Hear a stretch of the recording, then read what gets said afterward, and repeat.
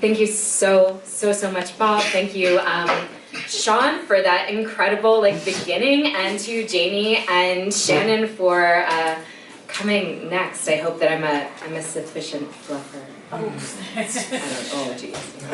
Sorry, a lot of my poems are gay and about yes. Yay! It's also it's Asian American Heritage Month. We just ended National Poetry Month. It's Asian American Heritage Month. Then it's Pride. I'm very tired.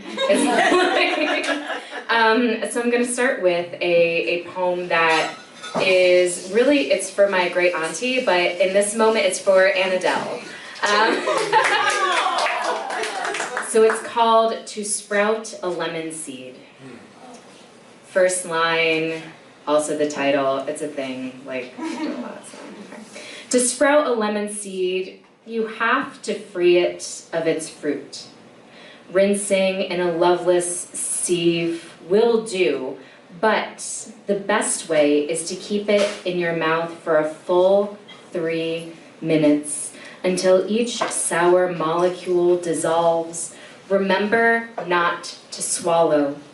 Safeguard this nascent promise, keep turning against your teeth, tongue probe every divot until you're left with the bitter, wrinkled pit, until this acrid hope knows its first taste of rain was from you.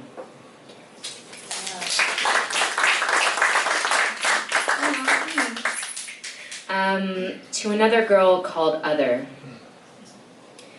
They can't figure out how to make fun of you, so they fall in love. You are no scatterplot, no neat column of statistics. This combination leaves you, alien and otherworldly, like the gods, face of all humanity, because they can see themselves reflected in you, but not enough to feel like you're one of them. This next piece was just published in the latest issue of Foglifter. It's an incredible queer lit mag out of SF for the camera. And it takes place in, well, this doesn't take place in Oakland, but my auntie is in Oakland. That side of my family is in Oakland, so I feel like that's another. And I was born in California. It's another West Coast space. Isn't there a song about California girls? But this is called Practical Magic, and it takes place in Tule Lake Relocation Center in 1945. So my Japanese side of my family was imprisoned in Tule Lake during World War II. And this is written from the perspective of my auntie, who is my grandfather's sister. We pass the golden eagle statue back and forth, then hold it between us. I am 13, which must be lucky, since everything they tell us is a lie.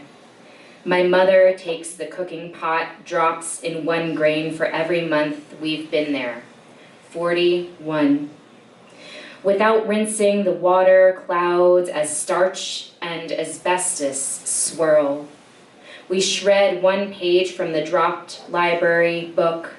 No blood from the student who was shot for stealing it. On each slip or square, we write a name or place. Like 20 questions: animal, bear; vegetable, strawberry; mineral, iron, barbed wire.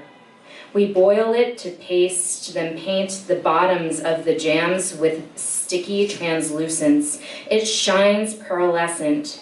During every war, they bring food to the Oni Baba on the outskirts. Even the rude children, even the dogs, even all of the women left behind.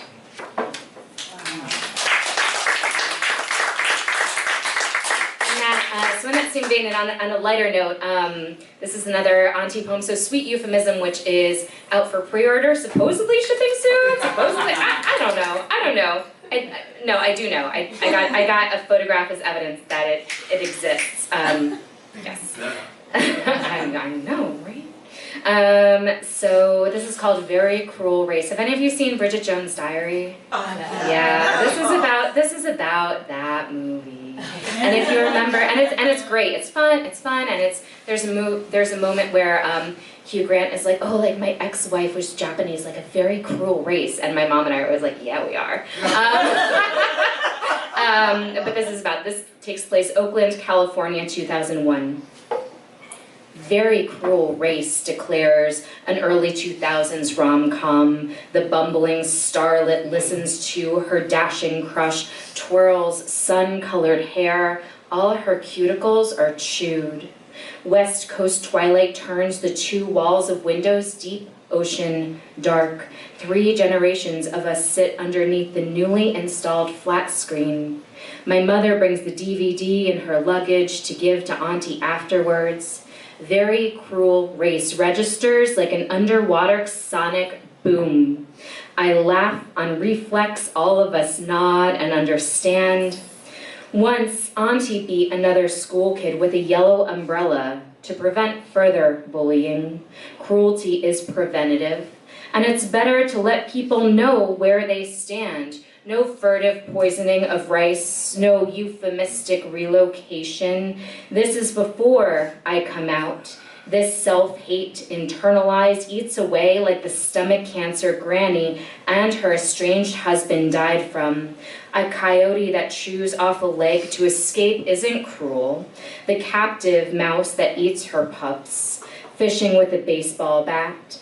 Ending a marriage over the phone line of the rehab center. At the end, the fair heroine gets her guy. Happily ever, ever.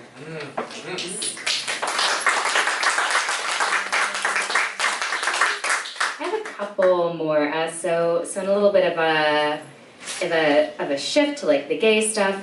This is called Hyperpop Apocalypse, or the Non-Binary Lesbian Blues. And it takes place Warehouse on Watts, Philadelphia, PA. So if you've been to those Warehouse on Watts parties, yes. We sip warm canned water while the boys in straps strip tease their fishnet shirts and stash them on black leather bar stools. By the bathroom, they apply shamrock salicylic acne patches under each eye, like tears. Seasonal depression hovers neon from the fog machine. These twinks ignore our polyester slip dresses. You would turn their pulsing, swaying, thrusting into a circle pit. Take a baby gay for a spin as your mace. I curl around myself like singular calla lily petal, press against base coat painted backdrop. The press would snag satin like a cat's tongue. I would let it rough me up more than any of these sissies with the C. The old men will still tell me to smile, no matter if the night transforms them to a queen. I do not exist to impress them. I dance to the half beat, slow it down, rooted as a solar-powered dashboard daisy. All of this feigned nature is made from plastic. All of the green turned to unbiodegradable glitter. Even the windows are blackout curtained as streetlights shine like sun. And in the morning, we still can't believe spring comes with her tepid, wet tongue. Thank you.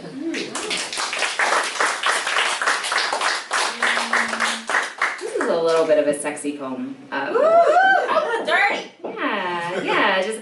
So I have another poem I'm not going to read, but it's in a queer feast if you, like, I have a copy. But I like the idea that there are all these, like, cliche metaphors, like, all these, like, cliche, like, sex metaphors, but trying to, like, find other ways of saying them. I've never read this out loud, so I don't know if it does it or not. We're just going to see what happens. It's called Every Lover Leaves a Glass Half Full. First line, title. Every lover leaves a glass half full, links lips and throat, every exhale kisses the rim. I trace it like initials in ancient oak. A Babylon sits in this maddening cup. I tip its end to the ceiling. Incisors ring a solid clink. 1, 2 echo of that first sip. Cheers. Out breath fogs the glass of morning after. I slip your last spit down and lick the rim. It sings like a cherubim hymn, the pitch of head docking in damp pillow of collapsing into each other twice last night. The last lazy drip anoints from tongue to sacrum, alchemical romance of tap water to wine, straw mattress to gold. Let's do, I'm gonna, I think, do two more good? Yes, yeah.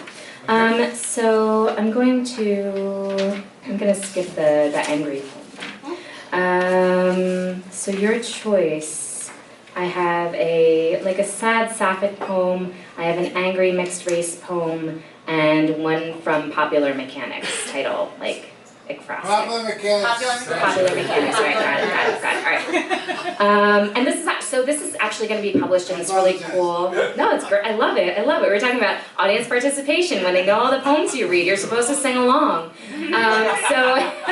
So this is going to be published in a really cool anthology by, I think, Zero Feedback, that it's launching in Tokyo, so I'm like paying all the shipping to get a copy.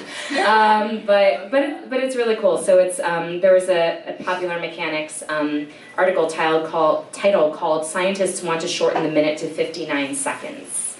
I didn't read the article, but it's subtitled "Some Popular Mechanics, January 2021," and I wrote this shortly after the insurrection. Yeah, by any other name, right? The rioters would come for the ones they're owed daily. Accountants kept NASDAQ precise. Asked to see each watch. Take sundials down from library galleries, their atriums still filled with midday light. No time is lost, like losing a name.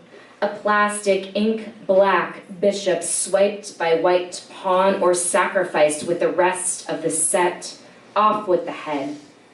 There is less time, Kripke's meter stick, the type of iron, and phosphorus, Hesperus, and Pollux to want the unmeasurable. The maddening cup dips below sunset, then dawn, a moment too soon. Thank you.